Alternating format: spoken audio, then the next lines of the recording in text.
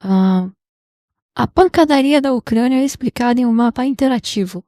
91, ano da queda da União Soviética. As ex-repúblicas socialistas declaram sua independência, incluindo a Ucrânia, onde, durante um referendo, 92,26% dos eleitores são a favor da independência. Nos anos seguintes, vários acordos são assinados para estabelecer um novo equilíbrio nos estados da ex-União Soviética. Em 1994, A Ucrânia meteu o sul no país, foda-se. Depois ele provavelmente vai falar, né, que além dessa votação teve um memorando de Budapeste. Ah, que maravilha. Tudo que eu precisava. começamos em 1900. Área da Ucrânia, né, entrando na OTAN. E jogar as armas nucleares fora, porque os Estados Unidos... Cara, os Estados Unidos é o pior aliado que existe, cara. É inacreditável. Os Estados Unidos obrigou a Ucrânia, enfim, fez de tudo para a Ucrânia jogar suas armas nucleares fora, se desnuclearizar e terminar como terminou hoje. E também fez o mesmo com Taiwan.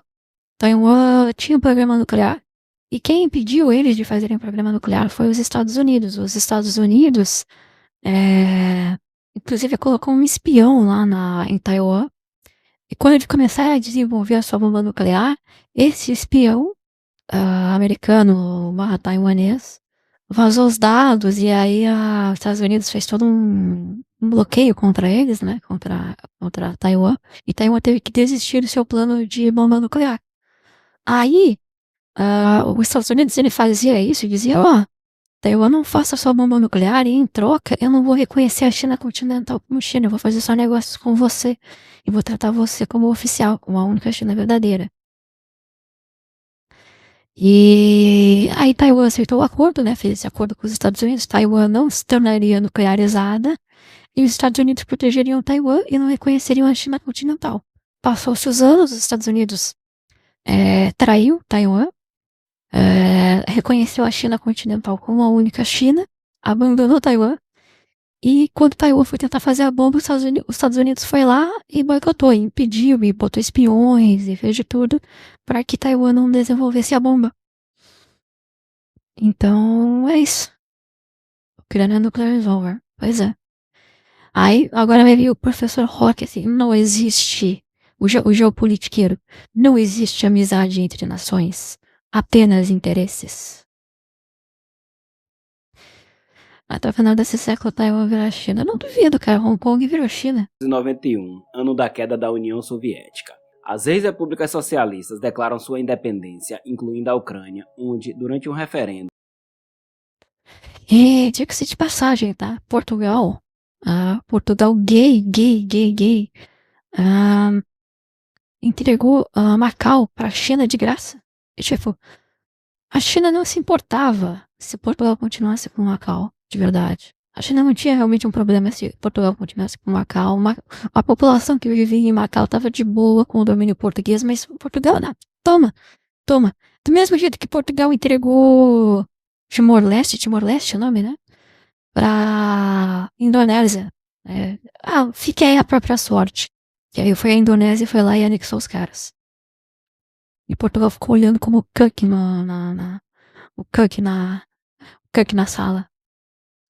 Portugal pegou a cadeirinha do Cook, sentou na cadeirinha do Cook e viu ali suas colônias serem moldadas por outros países. 92, Dito isso, na guerra, é que eles tiveram muitos os conflitos na Angola e em Moçambique. E nesse caso aí foi o contrário, né? Portugal tentou resistir, mas União Soviética, China, Estados Unidos e Israel se aliaram com os países africanos contra Portugal, né? Portugal basicamente lutou contra o mundo inteiro para manter essas colônias na África. E aí não dá para culpar os caras. Mas as colônias na Ásia é pura caquice. Estou tudo para abandonar tudo. Portugal tinha um plano da hora, que era aquele mapa rosa para ligar a Angola até Moçambique, fazendo como se fosse um Brasil 2. Só que o plano deles foi destruído pelos ingleses, desgraçados, que tinham o plano de ligar o sul, a África do Sul, a África do Norte. Então, é triste. É triste. 26% dos eleitores são a favor da independência. Nos anos seguintes, vários acordos são assinados para estabelecer um novo equilíbrio nos estados da ex-União Soviética. Em 1994, Ucrânia, Belarus e Cazaquistão assinam um acordo com a Rússia, os Estados Unidos e o Reino Unido para desmantelar seus arsenais nucleares da era soviética, Cagada. ainda presentes em seus territórios. Em troca, as três potências nucleares se comprometem a garantir o respeito à independência, soberania e fronteira dos três estados. 3 anos depois, Rússia e Ucrânia firmam um acordo em relação à parte da antiga frota soviética do Mar Negro. A Rússia recupera 81,7% dos armamentos e a autorização para usar o porto estratégico de Sebastopol até 2017. Em troca do qual pagará à Ucrânia um total de 2,5 bilhões de dólares ao longo de 20 anos. Basicamente, a Ucrânia vendeu a sua população, a sua autodeterminação por dinheiro. 3 dias depois, um tratado de amizade fortalece ainda mais os laços entre os dois países, que se comprometem a respeitar mutuamente as fronteiras e a integridade territorial. É claro, não, porque os russos que nunca deixaram as suas pretensões territoriais na história da humanidade, eles vão respeitar o acordozinho sim. Eu sei que na época a gente não tem como julgar porque a União Soviética tinha colapsado e ninguém podia esperar exatamente que a Rússia iria se tornar o que se tornou, né? Que eles não iam se tornar liberais e bonitinhos e fofinhos, né? O pessoal realmente acreditava no shitpost do Fukuyama. Só que, pô, cara, podia ter um pouquinho mais de senso de preservação, né? Só um pouquinho. Porque até o governo do Putin, a Rússia realmente estava sendo isso. A Rússia estava caminhando nesse passo de liberalização. E no início do governo Putin, ele ainda tentou fingir isso por um tempo. Putin, por exemplo, fez toda uma cooperação com os Estados Unidos na época que os Estados Unidos foram atacados pelos terroristas no 11 de setembro. E o pessoal, todo mundo começou a confiar na Rússia, né? Pois Em é. 2003, a Rússia e a Ucrânia também se aproximam de Belarus e do Cazaquistão para se prepararem para a criação de um espaço econômico comum destinado a facilitar o comércio. Do ponto de vista econômico, a Ucrânia Oriental herda uma parcela significativa da indústria soviética. Seus solos são ricos em carvão e minerais, e suas terras férteis a tornam uma das maiores produtoras mundiais de, notavelmente, milho, batata, trigo Você travou, melhores aí. e Melhore. sementes de girassol. Por sua vez, a economia russa depende em grande parte de suas exportações de hidrocarbonetos. O país, sozinho, fornece quase metade do gás consumido na Europa. Muitas pessoas não acreditam, né? Porque, cara, a importância de o seu país ter propaganda, né? O Brasil é um país mais industrializado do que a Rússia. E o PIB per capita brasileiro é superior ou igual ao da China. Só que a gente é péssimo em fazer propaganda. Daqui a pouco as pessoas vão acreditar que a Índia é uma potência, porque os caras, eles fazem propaganda e eles têm arsenal nuclear e foguete.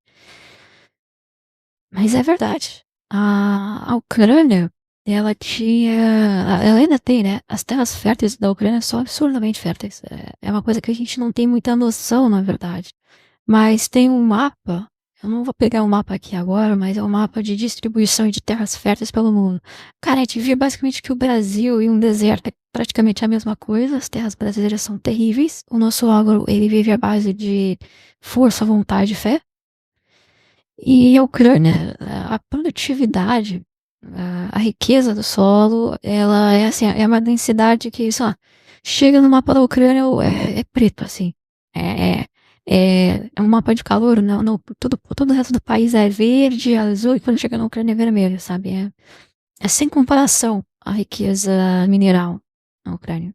Por meio de uma rede de gasodutos que passa principalmente pela Ucrânia.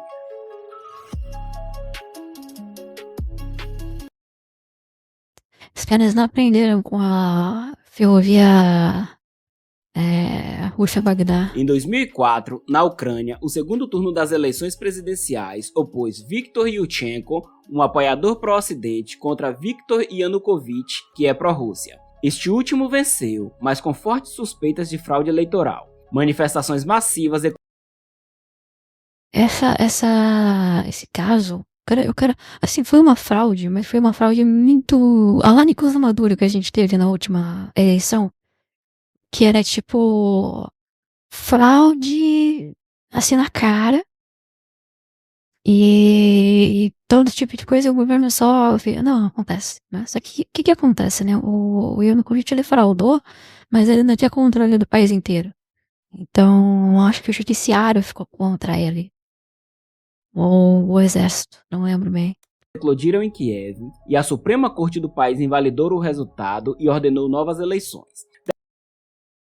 E aí eles fizeram as segundas eleições, e essas segundas eleições tiveram supervisão, né? Porque a primeira, acho que teve supervisão internacional, e em supervisão internacional, o mundo inteiro falou, tá fraudado, né? A segunda foi feita com supervisão e tal, e venceu o cara que não era Desta pró-Rússia. vez, Yushchenko venceu. Ele então iniciou uma política pró-Ocidente, aproximando-se da União Europeia e da OTAN.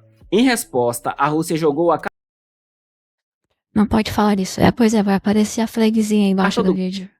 gás e iniciou a construção de um gasoduto no Mar Báltico, permitindo o abastecimento da Europa sem passar pela Ucrânia, reduzindo assim a receita gerada pelo imposto de trânsito. Além disso, após um desentendimento sobre uma dívida de gás, a empresa russa Gazprom encerrou a taxa preferencial de que a Ucrânia desfrutava até então. Em abril de 2008, a OTAN anunciou que a Ucrânia e a Geórgia um dia se tornariam membros da organização, mas não imediatamente, pois muitos países ainda se opunham, não querendo ofender a Rússia ou queriam forçar os dois estados a implementarem reformas internas. No inverno seguinte, após negociações fracassadas sobre o preço do gás, a Gazprom corta seus fornecimentos para a Ucrânia, impactando o fornecimento na Europa Oriental. Tornando-se muito impopular, Viktor Yushchenko anuncia que, se for reeleito, rescindirá o contrato que permite à Rússia usar o porto de Sebastopol. Finalmente, o segundo turno das eleições de 2010 é entre Yulia Tymoshenko e Viktor Yanukovych, que vence.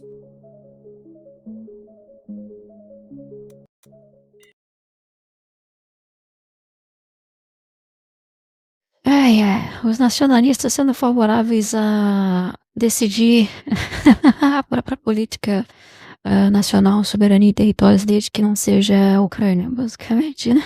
O cara só quer, tipo, ó, vou pegar o meu porto pra mim. Yanukovych restabelece uma política pró-Rússia. Ele Vence. Só que nessa eleição, o Yanukovych, ele não fez uma propaganda pra Rússia, na verdade. Ele fez uma propaganda mais pragmática. E aí ele vai tomar atitude pra Rússia depois que ele chega ao estende poder. por 25 anos, ou seja, até 2042, o acordo que permite à Rússia usar o porto de Sebastopol. Ele assina um acordo de livre comércio com outros 6 países da ex-União Soviética. Ele adota uma lei que permite que regiões, aqui chamadas de oblastes, reconheça oficialmente uma língua minoritária quando ela for falada por mais de 10% da população, o que beneficia principalmente a significativa minoria de língua russa que vive principalmente no leste e sul do país. Então, no final de 2013, Yanukovych anuncia que não assinará um acordo de associação com a União Europeia que havia sido negociado por seu antecessor.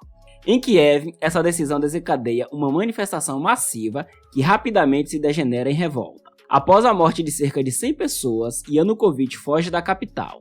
O parlamento ucraniano Adivinha onde é que Yanukovych vai viver depois que ele foge? Pois é, na Rússia. Mas assim, isso aí é muito simplificado, tá? Eu acho que um dos maiores problemas de se enxergar a questão da Ucrânia é que a gente sempre estuda pela visão internacional, geopolítica, e tem muita política interna envolvida. A queda do Yanukovych não é simplesmente porque ele era amiguinho da Rússia e ele era contra a Europa. A principal questão que faz as pessoas se revoltarem e votarem em um ou em outro era por causa de política interna, principalmente corrupção. Tanto o Yanukovych quanto o cara que estava antes dele, que era o pró-Europa, eles eram corruptos, extremamente corruptos. Todos eles. O Yanukovych, ele passou por um escândalo de corrupção na época, que era por causa que que ele tinha feito? Ele tinha vendido alguma coisa para a Rússia e ele ganhou dinheiro da máfia russa para isso, tipo milhões. O cara tava liquidando o país. Então, a gente enxerga isso simplesmente como uma coisa a Ucrânia, a Rússia, a Europa, mas também tem a política interna que a gente não ouve falar. Eu só sempre simplifica, né? Ai, é aquela coisa. Acontece uma revolta contra um governo num país oriental, é revolução da FBI. Aí acontece na América Latina uma revolução popular. As revoltas mesmo que veio na época da Primavera Árabe, época vem disso, corrupção. É muito baseado nisso. E, inclusive, aí a gente realmente vai ter o Yanukovych cai e entra o Poroshenko, a cidade de Poroshenko, uma plataforma nacionalista para a Ucrânia. Esse de fato. O Poroshenko era um cara nacionalista. Só que depois que o Poroshenko, que tem a próxima eleição, o Poroshenko perde e quem ganha é o Zelensky. E o Zelensky ele não vem numa plataforma para a Europa ou para a Rússia.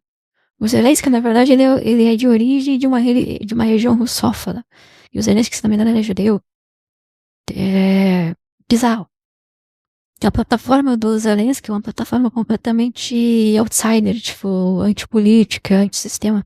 Por isso que o pessoal fala, né, que era o Danilo Gentili, por causa que ele era um comediante. E não é uma plataforma especificamente para a Europa. Tanto que a primeira coisa que o Zelensky faz quando ele se elege, quando ele toma posse, é ir para a Rússia negociar. Chamado Rada decide então que ele não está mais cumprindo suas funções e o demite. No dia seguinte, a Rada vota pela revogação da lei sobre línguas minoritárias. Embora não tenha sido promulgada pelo novo poder, isso provoca a ira das populações de língua russa, que organizam manifestações anti-Maidan por todo o país. Na República Autônoma da Crimeia, onde a população é predominantemente de língua russa, homens armados não identificados, que Vladimir Putin mais tarde reconheceria como soldados russos, tomam o parlamento e o aeroporto de Simferopol. Esse é um bagulho que eu achei tancável, né? Tipo, simplesmente aparecem soldados aqui, sem distintivo, sem bandeirinha, né? Do nada, o que era? Quem será que são esses caras, né? Quem será que são? E os caras Em deixam. menos de um mês, a independência da República da Crimeia é proclamada e um referendo contestado é organizado durante o qual 96,77% dos eleitores expressam apoio à adesão à Rússia. Putin então anexa o território, uma medida amplamente condenada pela comunidade internacional. Ou seja, não significa absolutamente A União nada. Europeia e os Estados Unidos impõem sanções econômicas iniciais à Rússia e o país é retirado do G8, que se torna G7. Por seu lado, a Ucrânia mobiliza suas forças para retomar o controle. Eu nem sei se foi compra de voto ou se foi simplesmente fraudes mais simples, mas. do leste do Acontece. país, onde revoltas pró-Rússia se transformam em insurreição armada. Em 7 de abril de 2014, separatistas pró-Rússia em Donetsk proclamam a República Popular de Donetsk e anunciam a iminente realização de um referendo. Os primeiros confrontos Por que eles simplesmente não poderiam fazer referendos abertos, com supervisão internacional? Não, sempre uns referendos fechados. eclodem entre o exército ucraniano e as forças separatistas. Em 27 de abril, a República Popular de Luhansk é proclamada sucessivamente. Em Odessa, ocorrem conflitos violentos entre apoiadores pró-ucranianos e pró-russos. Em 2 de maio, um grupo de língua russa é atacado e se refugia na Casa dos Sindicatos. Um incêndio irrompe no local, matando 48 pessoas. Até hoje, ninguém foi condenado neste caso. No mês seguinte, Petro Poroshenko vence a eleição presidencial, com ampla margem no primeiro turno e retoma uma política pró-Ocidente. No leste, o exército do país gradualmente recupera territórios, mas cada vez mais soldados russos cruzam a fronteira para reforçar os separatistas. A Rússia inicialmente nega envolvimento, depois fala em voluntários em licença. De qualquer forma, uma grande Voluntários, claro, muitos voluntários. ofensiva é lançada contra Mariupol, minando as forças ucranianas. Após negociações, um cessar-fogo é assinado, mas essa frágil trégua não dura muito, e os combates recomeçam, principalmente em torno do estratégico aeroporto internacional de Donetsk. Um novo cessar-fogo é então assinado, desta vez com o apoio da França e da Alemanha. Este é mais respeitado e, apesar dos inúmeros incidentes, a linha de frente não se modifica. Mesmo com o front congelado, a tensão entre a Ucrânia e a Rússia continua aumentando. De um lado, o acordo de associação entre a Ucrânia e a União Europeia entra em vigor. Do outro, a Rússia inicia a construção de 2 novos oleodutos, um que atravessa o Mar Negro para abastecer a Europa via Turquia e outro que corre ao lado do Nord Stream 1 para dobrar o abastecimento à Alemanha. O país também Parece ser inacreditável, assim, cara. O Nord Stream, principalmente o Nord Stream 2, é intancável como que os caras fazem isso, sabe? A Alemanha, com energia nuclear, eles falam, não, vamos desativar as nossas usinas nucleares e vamos depender de gás de um país estrangeiro, que é um país que está tomando territórios e se expandindo. Que ideia genial, cara, que ideia genial. Assim, ó, os políticos alemães, eles são de dar inveja aos políticos brasileiros. finaliza a construção da Ponte da Crimeia, que liga a Rússia à Península. Partidos verdes são satânicos, cara. Partidos verdes são satânicos. E seja bem-vindo, Sotab. Seja lá quem for você. Cara, há alguma dúvida de que esses partidos verdes recebem dinheiro russo? Porque é só suicida. Tanto o Partido Verde, tem o Partido Verde do Brasil, que é o que recebe dinheiro, que eu acho que nem é da Rússia, acho que o Partido Verde brasileiro deve receber dinheiro da França. Ou da própria Alemanha, né, de outros partidos verdes. Aliás, se eu não me engano, o pessoal do Partido Verde, ele foi até a Alemanha pedir dinheiro quando eles foram fundados, não foi? Eu lembro de ter ouvido umas histórias assim, até o PT também teve uma época que eles foram lá pedir dinheiro pro SPD, pro D-Link. Então é a coisa mais normal do mundo. O que não significa que é uma coisa boa, cara, porque é um bagulho completamente suicida. O Partido Verde de Taiwan, que é contra a energia nuclear, e aí Taiwan tem que depender de outros países para ter energia, e contra a nuclearização, então o país depende dos outros para sua defesa. E os partidos verdes na Europa, né, que... eu tenho até um vídeo sobre isso, peraí.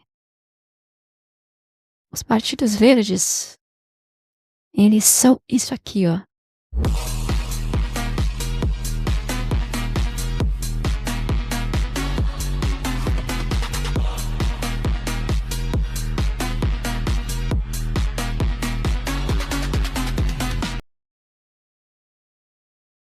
Tá, no final sempre me dá um revertério. Se essa nova passagem é muito estratégica para a Rússia, também o é para a Ucrânia, que precisa atravessar o Estreito de Kerch para exportar suas mercadorias do porto de Mariupol. Desde 2003, os dois países têm um acordo de livre navegação no Mar de Azov, mas a Rússia agora quer controlar o tráfego marítimo. Em novembro de 2018, quando 3 navios militares ucranianos se aproximam... Se você sente raiva, é porque você não é um amapaense. É o Amapá, né, que tem uma costa cheia de petróleo que não pode explorar por causa desses caras, não é? Tá vendo a Guiana crescer 10%, 15% ao ano, enquanto os caras têm que passar fome no norte do Brasil, porque não pode usar o petróleo. Cima do estreito, a Rússia bloqueia a passagem da Ponte da Crimeia com um navio de carga e em seguida captura os navios ucranianos, acusando-os de entrar ilegalmente em suas águas territoriais. Em 2019, Volodymyr Zelensky vence as eleições presidenciais, principalmente com a promessa de encerrar o conflito. Ele se aproxima de Putin e consegue recuperar os 3 navios militares. Ao mesmo tempo, mantém a política pró-Ocidente e tenta obter a adesão da Ucrânia à OTAN. Isso, para Putin, constitui uma linha vermelha a não ser cruzada. Ele mobiliza tropas ao longo de toda a fronteira ucraniana e, em seguida, pede à OTAN que recuse a Ucrânia e interrompa sua... Esse negócio dentro da Ucrânia na OTAN é muito tipo aquele meme, sabe? Eu aceito. Ah, você não esqueceu de perguntar a alguém? Sabe, tipo, a Ucrânia, eu quero. A Europa, eu quero. A Rússia, não concordo. Cara, não é seu problema. Já agradeceu a ONU, França, etc. hoje? Cara, todo cidadão de Manaus, ele tem que agradecer a França e a OTAN, a França e a ONU, por ter que pagar R$ 15 num galão de água, porque ter que pagar R$ 50 num galão de água por causa que simplesmente não tem nem estrada que leve a Manaus. É tudo só estrada de terra. Cara, qual o sentido de... tem uma estrada de terra e eu não posso asfaltar a estrada porque faz mal pro meio ambiente. Qual o sentido, cara? Qual o sentido de eu não poder asfaltar uma estrada? Expansão para o leste. A OTAN responde que um Estado soberano pode escolher livremente se juntar ou não à organização. Poucos dias depois, a Rússia envia 30 mil soldados para Belarus, oficialmente para realizar exercícios militares conjuntos no país. No total, cerca de 190 mil soldados russos estão concentrados Essa marca ambiental mais avançada do mundo. Eu agradeço Aldo Rebelo. ao redor de todo. Eu nem sei se o nosso marco ambiental é tão bom assim, na real. Se fosse bom, a gente não teria esse tipo de problema, né? Com o ONG desgraçada, com o MST. Toda a Ucrânia. Tinha que passar limpo isso aí, sabe? Tipo, área que foi desmatada. Aí já foi. Áreas que não foram desmatadas, que estão ainda, sabe, protegidas, continuam protegidas. E deu. Passa limpo e acabou, sabe? Não tem essa. Cada coisa.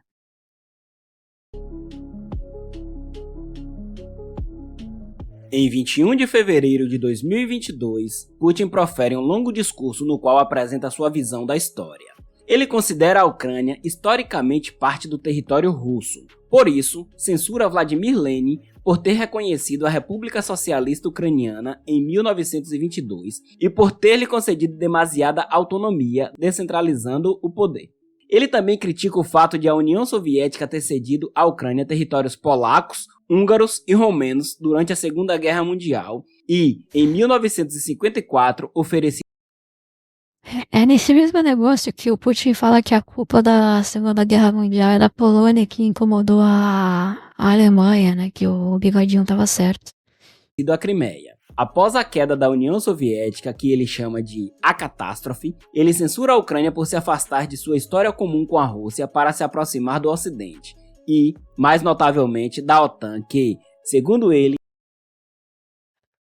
A série ambiental briga por causa da fauna do rio. Eu entendo a proteção de espécies de rios, né? Principalmente peixes, só que, assim, aí a pessoa olha pro rio Ipiranga, que é o rio da nossa história, é o rio do nosso hino, é o rio onde aconteceu a proclamação da independência, o grito do Ipiranga, e o rio tá destruído, sabe?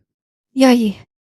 Sabe? O pior é que essas leis, cara, elas são falsas, elas nem protegem o meio ambiente. Elas não ajudam o meio ambiente. A prova é que agora tá tendo uma discussão que eu acho muito boa sobre o lugar lá onde o Pedro Álvares Cabral desembarcou, que hoje é tomado por uma gangue uma facção de indígenas, que, inclusive, isso é muito simbólico, né? Esses indígenas fuzilaram turistas gaúchos. Então é realmente o Brasil profundo contra o Brasil que deu certo. E eles mataram também uma criança um tempos atrás, né? Eles churrascaram uma criança que... O que foi que eles churrascaram a criança? Agora eu não lembro. Eles derrubam os carros, eles botam óleo na estrada para derrubar os carros e roubar os carros. Né? Roubar os pertences ali das vítimas. E caminhão também, principalmente, né? Eles gostam muito de fazer o roubo de carga. E... Aí morreu também uma criança uns tempos atrás aí. E é isso, cara. E fazem grilagem também. Esses indígenas fazem grilagem. Eles botam fogo na terra, depois dizem que a terra estava queimada há séculos e que a terra sempre foi deles ali. E eles vendem para especulação imobiliária e tal. Representa uma ameaça à Rússia ao se aproximar perigosamente de suas fronteiras. Além disso, acusa a Ucrânia de ser mal governada, de ser assolada pela corrupção e pela extrema-direita, e, em suas palavras, de organizar o genocídio das populações de língua russa. Por isso, ele conclui seu discurso reconhecendo oficialmente as duas repúblicas separatistas, com as quais assina um tratado de amizade e assistência mútua que lhe permite enviar tropas para lá. 3 dias depois, na manhã de 24 de fevereiro de 2022, Putin profere um novo discurso no qual lança Mas por morar na Ucrânia do que aqui? Cara, a Ucrânia tem a vantagem de que, pelo menos lá, as mulheres elas são fáceis porque elas são pobres. O que chama de Operação Militar Especial, oficialmente destinada a desarmar e desnazificar a Ucrânia. Ele apela ao exército ucraniano para que não resista e ameaça qualquer elemento estrangeiro que deseje interferir. Meu velho Olavo falava bastante sobre isso, tá? O Putin e a galera do Guinista também, enfim, eles são completamente esquizofrênicos. No momento eles falam, tipo, ele tinha razão, ele só queria manter o seu povo forte. E no outro momento ele fala, eu vou te atacar porque você é nazista. Tá bom. Eis o que provavelmente era o plano inicial da Rússia na Ucrânia. A ofensiva seria lançada em 4 frentes simultâneas, uma no sul, da Crimeia em direção a Kherson, Mykolaiv e em seguida Odessa, outra das repúblicas separatistas, uma de Belgorod em direção a Kharkiv, a segunda maior cidade da Ucrânia, e, finalmente, uma quarta de Belarus em direção a Kiev. Nesse caso, o plano seria assumir o controle do céu e tomar o aeroporto de Rostomel o mais rápido possível para estabelecer uma ponte aérea ali. As forças russas então iniciariam o cerco a Kiev e dezenas de mercenários russos e chechenos entrariam na capital. Vocês lembram onde vocês estavam quando a Rússia invadiu a Ucrânia? Eu lembro, eu tava trabalhando. E aí os clientes chegaram e falaram, Putin invadiu a Ucrânia. Eu nem tava sabendo dessa história toda, sabe? De que eu não tava muito por dentro dessa questão política na época. E, claro, eu sabia da guerra da Crimeia e tal, mas não sabia que as coisas estavam escalando assim tanto. Capital para capturar Zelensky ou mesmo assassiná-lo. Uma potência pró. Eu sabia que era uma Ucrânia. E o Jane Alpha se Rússia seria mostrando. então colocada à frente do país, que se tornaria oficialmente neutro e totalmente desarmado. Tava jogando Team Fortress 2 quando eu descobri que tinha começado a guerra. Tal. Esse é o nosso 11 de setembro, né? A data que todo mundo vai lembrar onde é que A Rússia tava. obteria então o reconhecimento da anexação da Crimeia, provavelmente também das repúblicas de Luhansk e Donetsk, e, na melhor das hipóteses, assumiria o controle de todos os territórios que os separatistas chamam de Novorossia, chegando a Transnistria, um território separatista pró-Rússia localizado na Moldávia. Esse plano deveria estar concluído em poucos dias. Na manhã de 24 de fevereiro, poucos minutos após o discurso de Putin, a Rússia bombardeou. A Ucrânia, ela ainda tem mais da metade do país sob controle ucraniano. Nossa, não sei como é que vai ser os acordos que eles vão fazer, né, cara? E nesse ponto, valia mais a pena só pegar e, tipo, do Rio pra lá pode ficar, cara. Morre menos gente. Só deixa nesse ponto, não vale a pena, sabe? Um negócio enorme. As instalações estratégicas e militares da Ucrânia. 4 ofensivas são então lançadas simultaneamente. No norte, cerca de 30 helicópteros russos cruzam a fronteira sobre o rio Dnipro e em seguida seguem em direção ao aeroporto de Rostomel. No local, soldados ucranianos estacionaram caminhões na pista para impedir seu uso.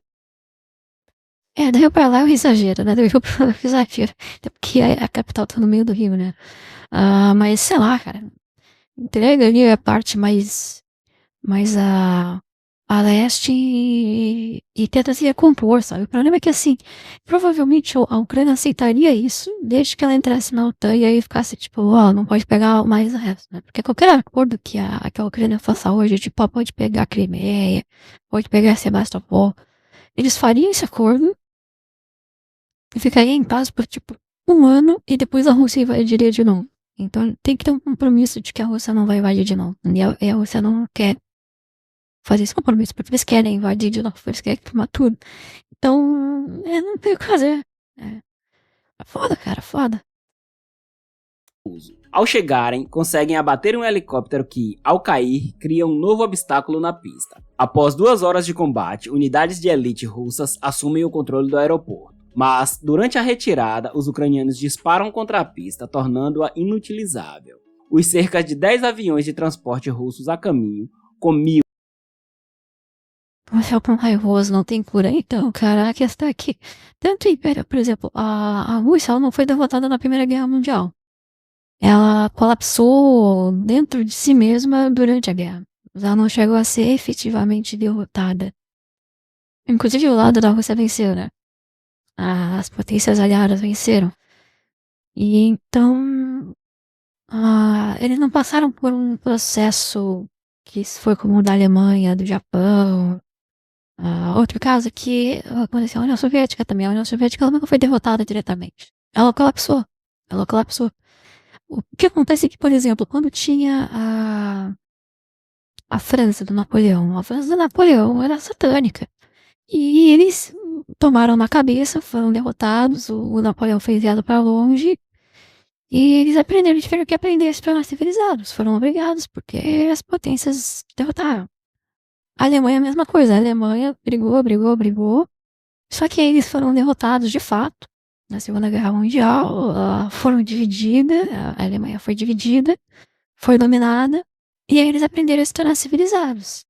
O Japão, mesma coisa. O Japão teve que levar 2 bombas atômicas na cabeça.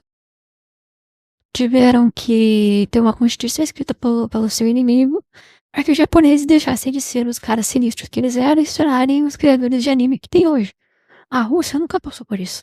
A Rússia nunca tomou uma paulada na cabeça para entender que ela não pode bater no amiguinho.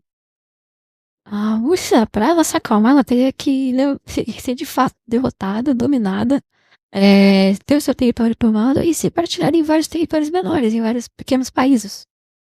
A Rússia não precisa ser balcanizada, é a única forma. Enquanto ela não for, a Rússia vai continuar tentando tomar a Polônia, a Rússia vai continuar tentando tomar a Moldávia, a Rússia vai continuar tentando tomar a Geórgia, a Rússia vai continuar tentando tomar a Ucrânia. Você acha que eles estão perto de colapsar de novo já? Cara, é que regimes assim eles não colapsam dessa maneira, sabe? Por que o czar Alexandre ele caiu? Porque ele era moderado, porque ele se deixou ser destituído. Por que o Dom Pedro II caiu? Porque ele se deixou ser dominado. Porque ele era moderado, porque ele deixava os republicanos agirem. Por causa que os militares, 400 militares foram lá, fizeram uma quartelada e entregou sem lutar. Por que o Luís XVI foi decapitado? E aconteceu a Revolução Francesa? Por causa que ele era um cara moderado, porque ele era todo liberal, porque ele deixava as casas maçônicas agirem, e porque, sabe, essa é a história. Os moderados, eles sempre acabam se ferrando. O Putin não é, o Putin ele controla o país com mão de ferro. Então ele vai ficar lá até a morte. Difícil que ele vai ter um final como o Ceausescu teve.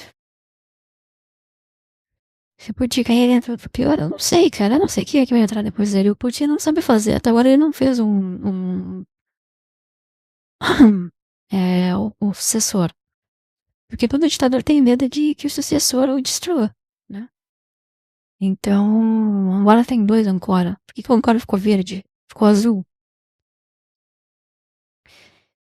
Vai saber, né? Eu não sei quem é que vai entrar no lugar dele a hora que o Putin falecer.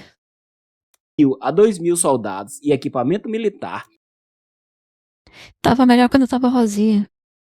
Tava combinando mais. Precisam abortar sua missão. Os russos que controlam Rostomel agora só podem contar com uma coluna militar que partiu cedo pela manhã, mas ela avança lentamente pela única estrada que liga Chernobyl a Ivankiv, pois as pontes foram destruídas. Na moral, essa parte de videogame, assistir mapinha, parte por parte, cada coisa, não sou tão interessado não. Finalmente, as colunas chegam na manhã seguinte e os combates começam nos arredores de Kiev. Em outras partes do país, grandes cidades estão sitiadas, enquanto no sul, tropas russas avançam em direção a Mykolaiv. Internacionalmente, o ataque é amplamente condenado. O Ocidente tem como alvo a economia russa impondo inúmeras sanções. Os ativos de bancos e oligarcas russos são congelados. O projeto Nord Stream 2, que havia acabado de ser concluído, é abandonado. A maior parte da Europa, os Estados Unidos e o Canadá fecham seu espaço aéreo para companhias aéreas russas. Enquanto isso, o Japão e a Coreia do Sul suspendem.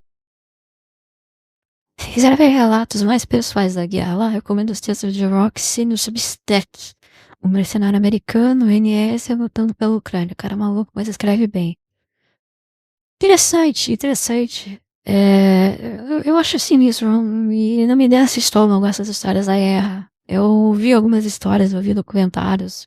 Documentários não, né? Mas matérias ali, entrevistando pessoas vítimas, né? E, cara, é muito triste. Não é só war, tipo, por exemplo, eu vi um relato, por exemplo, de uma mulher que ela tava lá na casa dela, chegaram os soldados russos e estudaram ela na frente do filho e do marido e churrascaram o filho e o marido na frente dela. Guerra é isso. É isso que acontece na guerra. Eu vi histórias de caras que estavam lá jogando seu videogame de boa e foram obrigados a ser mandados pra frente. Chegou lá os caras do Zelensky e pegaram a pessoa que só queria jogar o seu código, só que tava lá com seu amigo online e foi mandado pra guerra. Sabe? É triste, é insano, é o pior da humanidade. Por isso que eu falo, não, nem vale a pena, sabe? Eu entendo a questão, nacionalismo, porque é a nossa terra. Entendo, entendo. Mas obrigar pessoas que não têm nada a ver com isso a se churrascar, cara, não vale a pena. Não vale a pena. Às vezes uma diáspora vale mais a pena do que isso. Eu pergunto pra vocês aí, vocês estariam dispostos a serem churrascados pelos argentinos? Se a Argentina invadisse, vocês estariam dispostos a irem pra frente se churrascar pra proteger o Lula, pra proteger a Janja? Eu não, cara. Eu não. Suspendem as exportações de materiais estratégicos para a Rússia, principalmente semicondutores. Ao mesmo tempo, o pedido de adesão da Ucrânia à União Europeia é acelerado e Zelensky solicita que a OTAN imponha uma zona de exclusão aérea sobre o seu país. Mas a organização se recusa, temendo uma escalada para uma guerra nuclear, especialmente porque Putin regularmente brande a ameaça nuclear e obtém autorização de sua aliada, Belarus, para implantar armas nucleares em seu território. Na Ucrânia, a Rússia tem como alvo a infraestrutura de comunicação. Elon Musk então disponibiliza sua rede de satélites Starlink para o país, o que garante comunicações confiáveis. Na Rússia, protestos anti-guerra são Paguei ainda me deixando. Eu quero muito, eu preciso proteger as lagostas da estência. Não vale a pena, ninguém aqui vai. Ninguém aqui vai. Pra defender o que? As mulheres brasileiras? É isso, vai defender. Eu vi um post outro dia de uma mulher que ela colocou, por que mulher não vai pra guerra? Aí a mulher fazendo assim, eu vendo o soldado inimigo com um ombro largo e 90, musculoso, fardado, sabe? Cara, não. Eu acho que de longe, a maior propaganda contra a Ucrânia que foi feita até agora, propaganda, como posso dizer, a maior propaganda para desmoralizar os soldados ucranianos até hoje é as propagandas que mostram as mulheres ucranianas fazendo festa em outros países. Elas vivendo do bom e do melhor enquanto os caras eles estão sendo churrascados. Sair pra guerrear pela Bolsa Família, não vale. Não vale a pena. Eu me uno com os argentinos. Não, aí também não, né? Também não. Também não, pô. Eu sei, eu entendi, Anchova. Eu entendi o que você quer. Você quer isso aqui, né?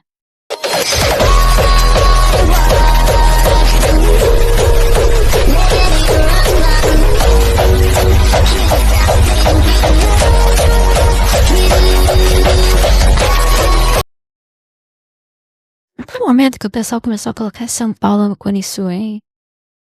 Já faz uns anos que o pessoal faz isso. São Paulo não tem nada a ver, cara. São Paulo não tem nada a ver com o Cone Sul. Além de ter italianos lá, né? São reprimidos e uma nova lei impõe até 15 anos de prisão para quem publicar informações consideradas falsas. Muitos meios de comunicação ocidentais fecham seus escritórios, enquanto na Europa os principais meios de comunicação russos são banidos. No sul, as forças russas tomam Melitopol, Kherson e a usina nuclear de Zaporizhia, a maior da Europa. Em Kiev, São Paulo é filho da Palestânia, o LARP é outra, né? São Paulo tem muito mais a ver com o Rio de Janeiro do que com o Sul. Até o Paraná, na verdade, o Paraná fazia parte de São Paulo até uns séculos atrás. O curitibano mesmo, ele é basicamente um paulista 2. O pessoal do interior do Paraná, não. O pessoal do interior do Paraná é um caipira, tem a sua cultura. O curitibano, cara, o curitibano, ele é um paulista. Ele é só um paulista 2. porém, são retidas fora da cidade, enquanto um enorme comboio de suprimentos com mais de 60 km de extensão fica. O Paraná, ele fazia parte de São Paulo até ter a guerra do... Não sei se foi... Acho que chegou a rolar um conflito, né? Foi a questão da erva mate. O que separa o Paraná, que tornou o Paraná Sul, foi a erva mate. Foi o chimarrão. Porque o maior produtor de erva mate era o Paraguai. Só que o Paraguai fez uma política de impedir a venda uma política de proibição de exportação. Então, os paraguaios foram proibidos de vender erva mate para outros países. E, então, os argentinos, os gaúchos, começaram a comprar erva mate do Paraná. E a economia do Paraná cresceu muito, e esses vendedores de erva mate, eles queriam a independência. E aí a independência foi feita pelos tomadores de chimarrão.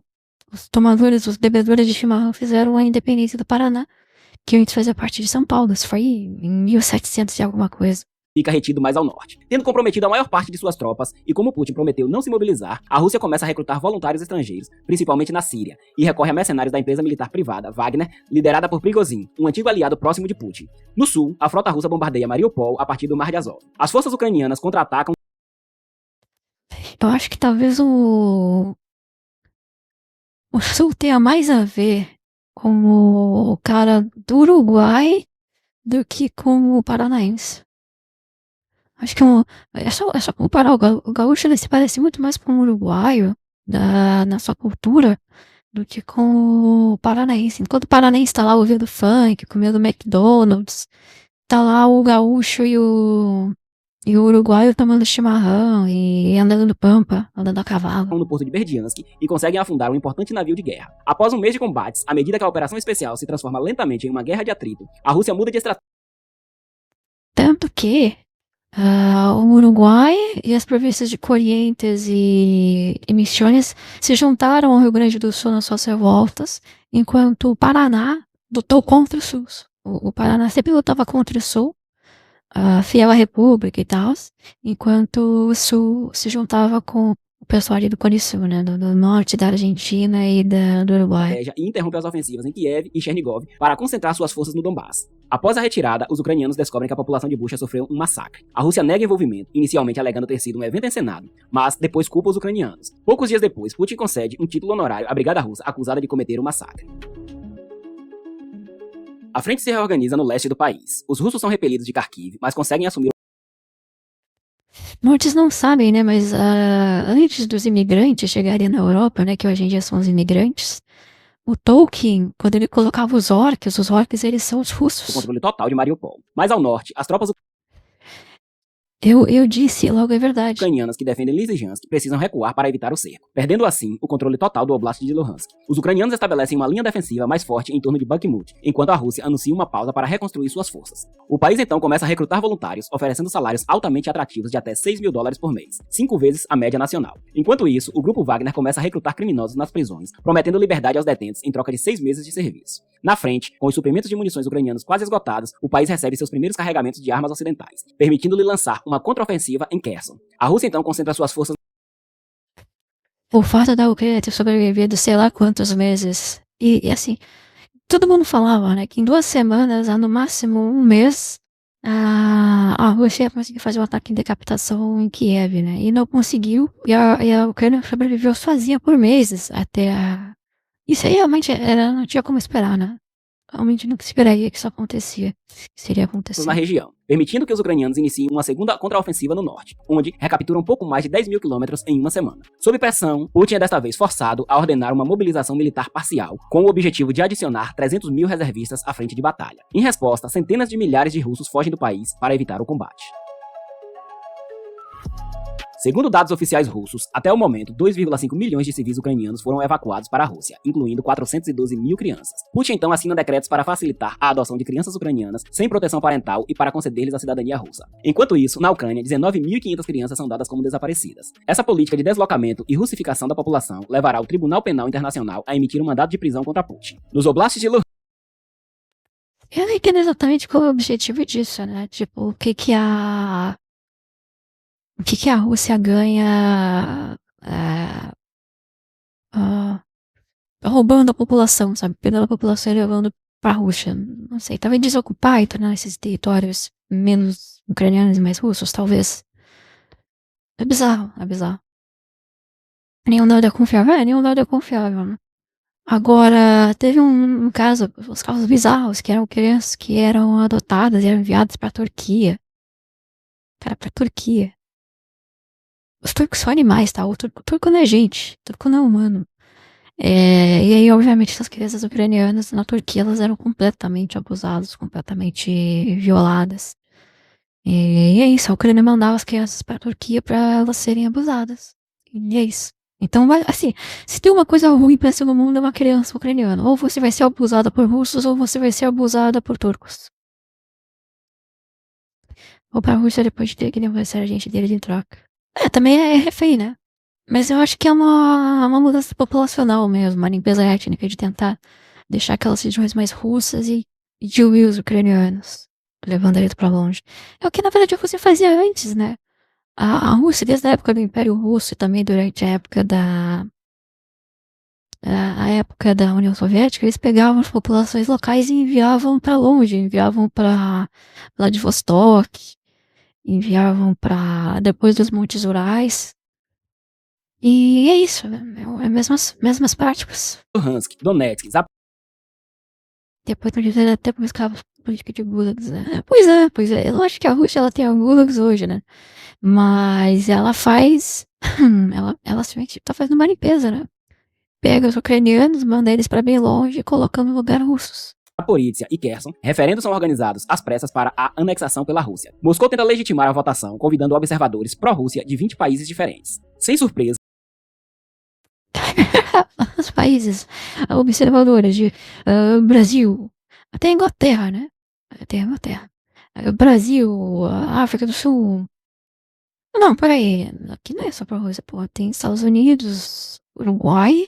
Não, tá, faria sentido botar uns observadores internacionais. Tá. Oh, não, peraí. Pensa comigo, ó.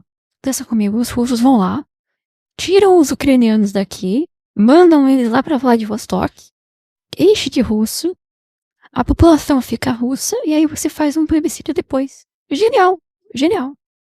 Agora entendi, não, faz sentido. Faz todo sentido. Baita estratégia. Vejamos como ficará após a guerra com a Ucrânia, chamando paquistaneses.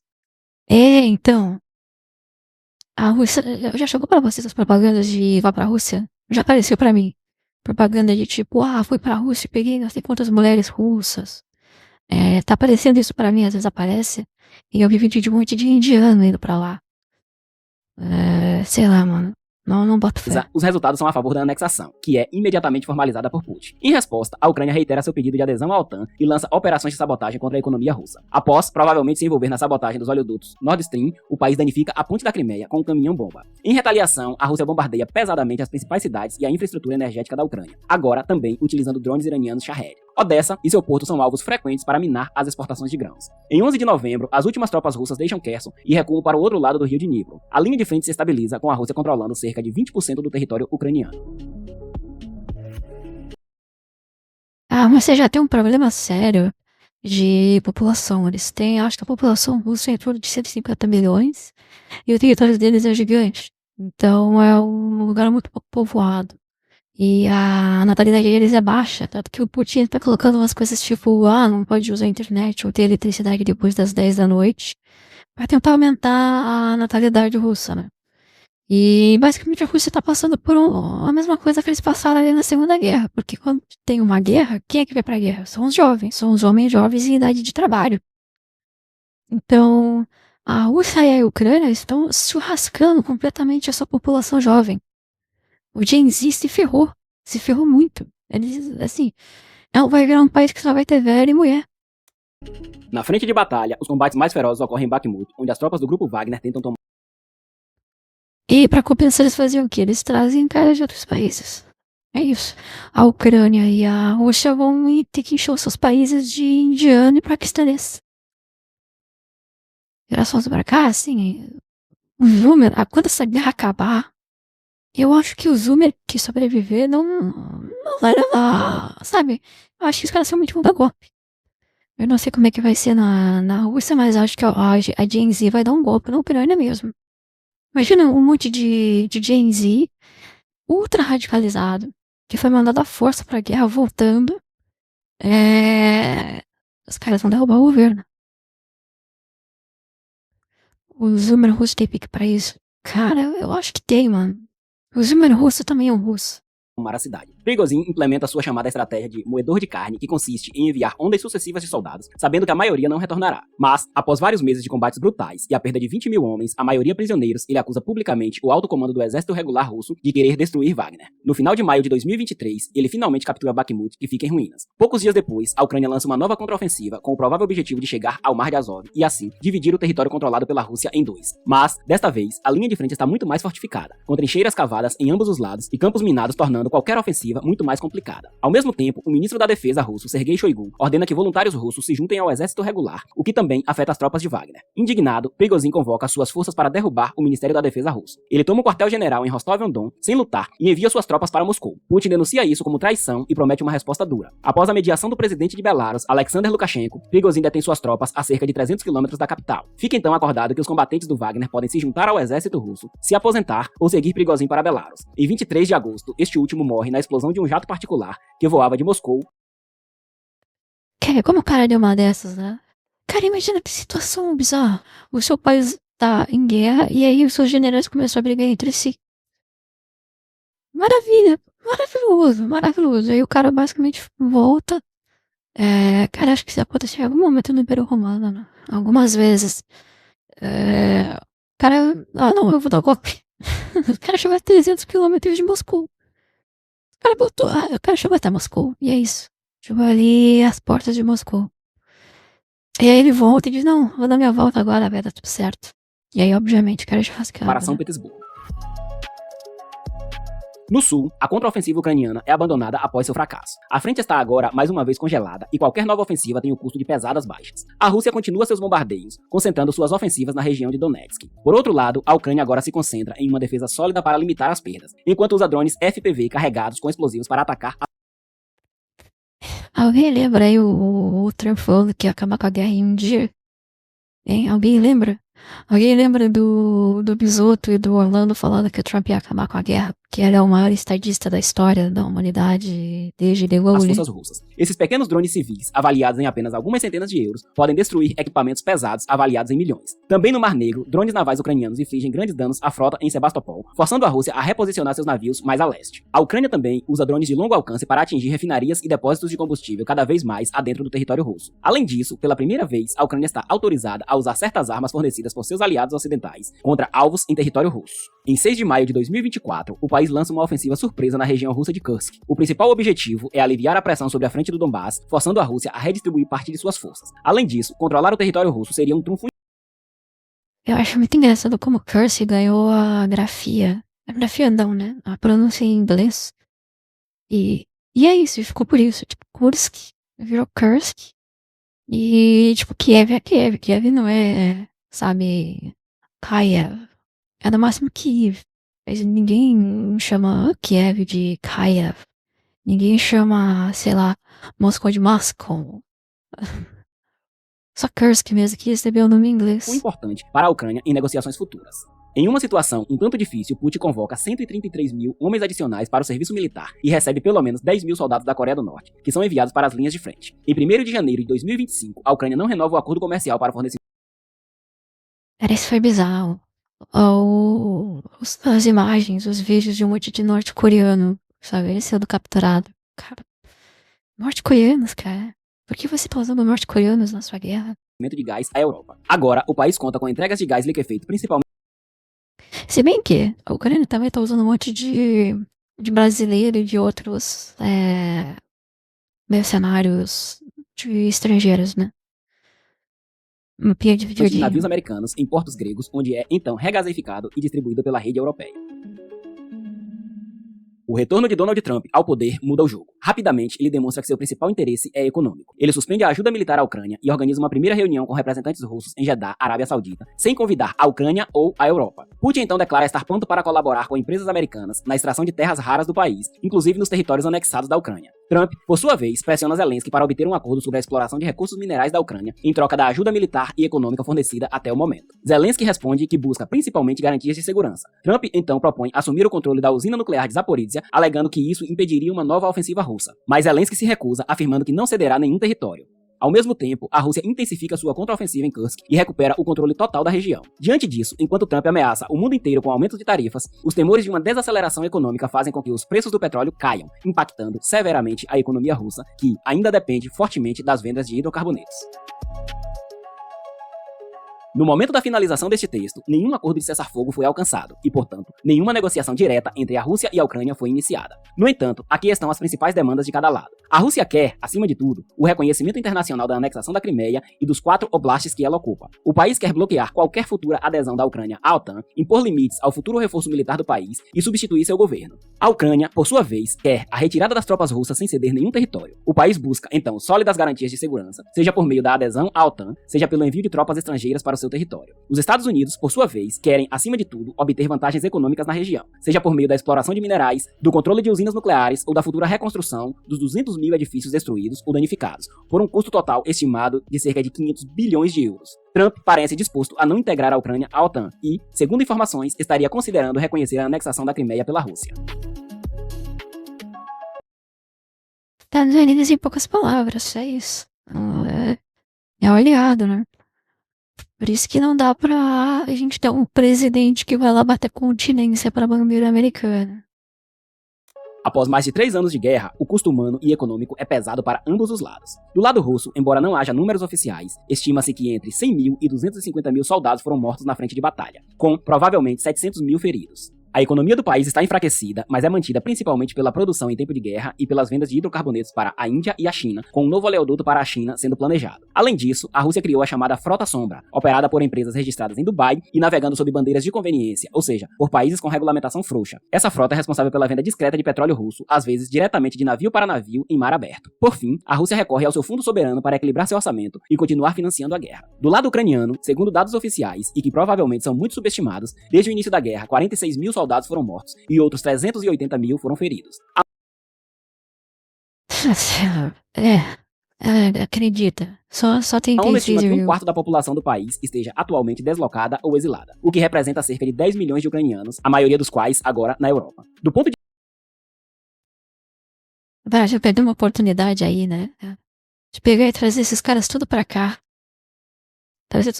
Podia colocar, não, só traz só as ucranianas. Zoeira. É porque assim, também eu não sei o quão bom, benéfico seria uma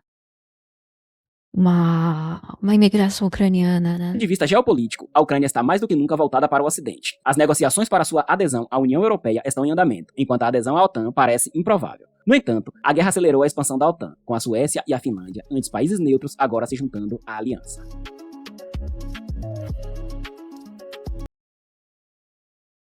É isso. Resumo da história. Guerra é ruim.